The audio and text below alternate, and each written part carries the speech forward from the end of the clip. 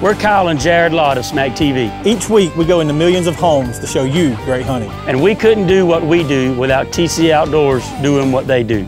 It doesn't matter if your adventure takes you fishing in the local pond or on a cross-country hunt.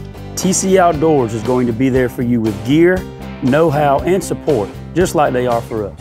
They've been here for years. We know them. And we trust them. So come by TC Outdoors on Northside Drive. Tell them Jared and Kyle sent you. And welcome to the Georgia Southern Postgame Wrap-Up Show. I'm Josh Aubrey, being joined by Mike Anthony, sports editor and Georgia Southern beat writer for the Statesboro Herald. And Mike, all I can say is wow. The Eagles come out and they lay a whooping on Appalachian State, winning by a final count of 34-14. I think we both thought they'd win the game despite them being an 8 to 10 point underdog, but I don't think either one of us saw this one coming. Yeah, it was going to come down to whether or not Georgia Southern could find a way to get past this Appalachian defense that, let's face it, has had their number for 3 straight years and many other years going back the past decade. They were able to figure some things out. Shai Wertz, his 7th career 100-yard rushing game. He gets it done with a couple of big runs, a big pass also to get the scoring started. And then there's nothing more you can say about this Georgia Southern defense. There was talk about the App defense being the best in the Southern Conference. Well, final turnover counts 5-0 and final score counts 34-14, so you tell me. Well, the past 3 years, Appalachian State has had the luxury of having Coach Sloan helping to lead their defense rather.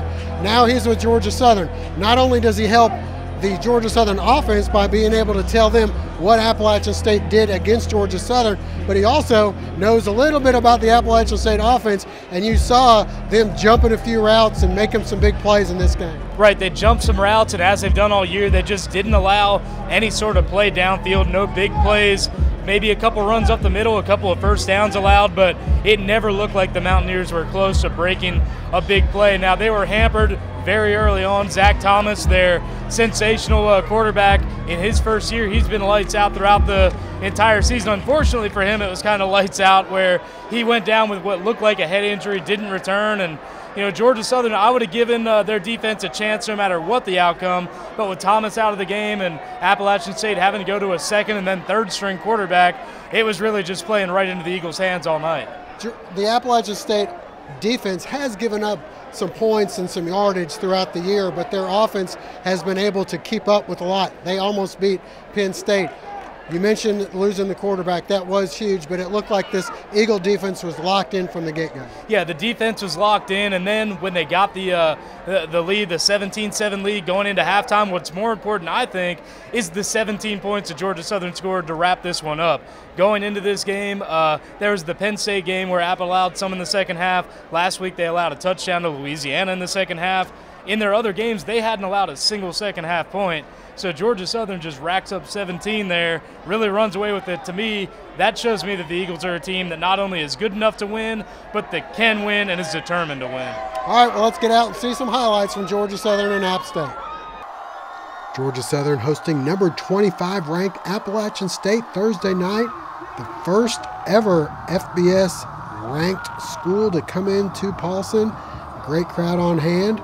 Despite a steady rain, the defense getting things going early on. And next, arguably one of the biggest plays of the game, quarterback Zach Thomas is hit hard in the head. And he just about fall down going to the sidelines. He did not return. The Eagles struggling offensively in the first half, nearly coughing it up here. But good bounces going the Eagles' way most of the night. Well, except for this one, a blocked punt.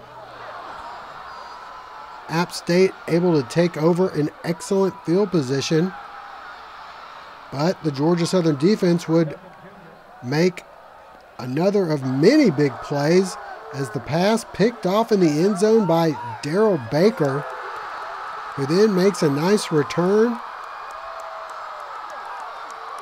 getting to midfield.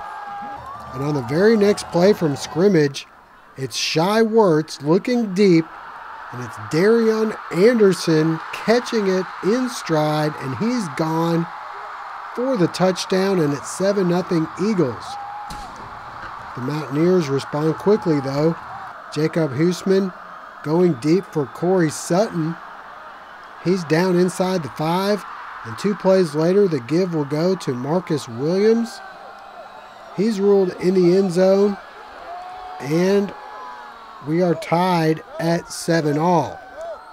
Special teams then making amends, as this time the Mountaineers will muff the punt, and this one is recovered by the Eagles' Dexter Carter, putting the offense in great field position. And on the very next play, the give to Wesley Fields, and he's in for the score as the Eagles retake the lead at 14-7. The defense holding the Mountaineers, and then the offense helping to get some more points on the board. Wirtz makes a nice run here. This would set up Mr. Automatic, kicker Tyler Bass. He sends this one through the uprights, and we go to the half with Georgia Southern leading 17-7. Second half, and the Eagle defense picks up where they left off. Ty Phillips with the sack here. And then the Eagle offense getting on track. Wesley Fields will pinball his way up the middle for 35 of his 98 yards in the game. And then from the 46, it's Wirtz showing off his breakaway speed as he goes all the way for the touchdown. The lead extended here to 24-7. Back to the defense we go, and App mounting a rally, but the ball tipped into the waiting arms of Kendrick Duncan. The third turnover of the game. And then more from Wirtz and the Eagle offense. This time he gets 26 more of his 129 yards in the game. This would lead to a 43-yard field goal from Bass, extending the lead to 27-7 after 3 quarters of play. We move to the fourth. More from the Eagles secondary. Another tip ball, and this time Kendall Vildor with the honors, and he'll take a licking but get up ticking.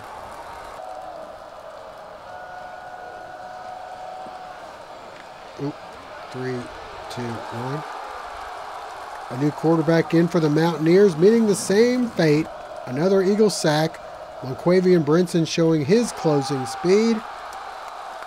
And then how about a 4th interception for the Eagles? Vildor, showing no ill effects of the hit, jumps the route, comes up with his 2nd pick, and that sets up the final points of the game. And Wesley Fields and the seniors finally get a victory over the Mountaineers, and in impressive fashion, winning by a final count.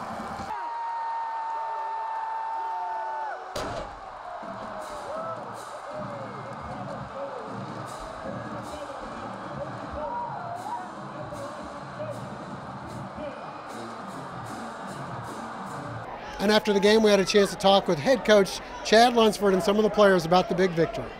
It means a lot, man.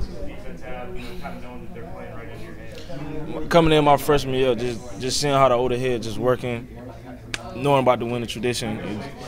It's been a part of a winning program, and then just the 2 years that I was here and just kind of been on the downhill, and then this year we're trying to turn it around, trying to get the winning back, and to come out here tonight and do this, man, it's so amazing, man. It just shows you how good God is, man. God really just blessing us and just keeping us protected and just watching over us each and every day. I knew coming in that it was going to be a dogfight, man. Appalachian State, man, a very talented team. Got a good coaching staff, good scheme all the way around. We just knew it was going to be a dogfight, so we just kept our head down, just keep grinding, just keep grinding, man. Was there a point there where you felt like, okay, we got this right now? Anything in particular? Well, we didn't want to get too high, didn't want to get too low. We definitely did see the scoreboard, you know, but we didn't want to just keep our eyes on the scoreboard and just try to keep close. We just wanted to kind of like just finish them off and just keep grinding, keep giving it to them. Very special, but I think it meant more to those older guys than it did to someone like me who's been here a little bit, but not as long as somebody like Wesley. And when he scored that last touchdown, I could see him tearing up a little bit, and that meant a lot to me. And I know it meant a lot to the O-line to get him in there that one time, but. You know, this game meant a lot to those guys. Why were you guys so successful tonight? The offensive line, they did a great job, you know what I'm saying, early on. You know what I'm saying, their defense was kind of, you know what I'm saying, stuffing us a little bit. But they kept pounding, they kept clawing it, and they opened those holes for us, and we got the job done. You come in here and you rank top 25, you're doing all that talking, you got to come in here, you got to play. You know what I'm saying? Them rankings can't save you in Boston. So it feels great. You know, all the hard work you put into this program, you know what I'm saying, and to go out and have a season like we did last year, it hurt. One of the most humbling things I ever had to go through. But tonight is one of those nights where you look back at it and you see, you know what I'm saying, all that pain, all that hurt, you know what I'm saying. This is what it's for, you know what I'm saying. It don't rain forever. The sun got to come out someday, and I feel like it came out today. I mean, I feel like the atmosphere was amazing. Even with a little rain, the crowd was still loud. I mean, like the first play of their first drive, I'm like, man, this thing loud, I couldn't even hear. So that was a great job for the fans, man. We thank y'all for coming out there too. We know what's going to happen out there, man. You can see in the pregame with everybody out there chirping and everything, because they know that we coming in there 6-1, 5-1, and they only lost one game, a close one to Penn State, so they top 25. So it just give us an extra edge when I go out there and play hard. I feel like we went out there, we earned our respect, man. We played how we been taught to play each and every down. We went out there and did our thing. As soon as Coach Lunsford got the interim coaching job, then the head coaching job, it just the vibe and the energy around the facilities and things, it just changed, and it was just a different mindset. I'll start with Eagle Nation. Appreciate them. I mean, just coming out, making the atmosphere electric. Huge game in Paulson Stadium, and the fans were students, the alumni, the fans, everybody. I mean, it was just unbelievable out there. The next thing is those players. Man, they've been, you know, last year and off season and first, you know, our first 7 games, and I mean, they were ready for this moment, and they were locked in all week. As soon as they got off the plane from New Mexico, they were locked in, and that's why it happened tonight.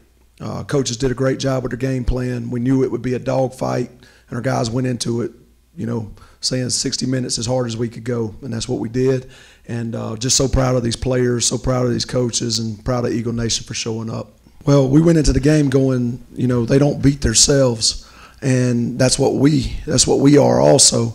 So, you know, we expected it to be a dogfight all the way through. I thought the defense did a tremendous job of creating those turnovers and just making it happen. I thought we did a really good job of playing off one another tonight with the offense, the defense. We knew on offense it was going to be hard. We knew that yards were going to have to be earned, and we knew just keep pounding, and it'd break, and that's what happened. But defense did a tremendous job getting the turnovers. But you know, this was a total team win.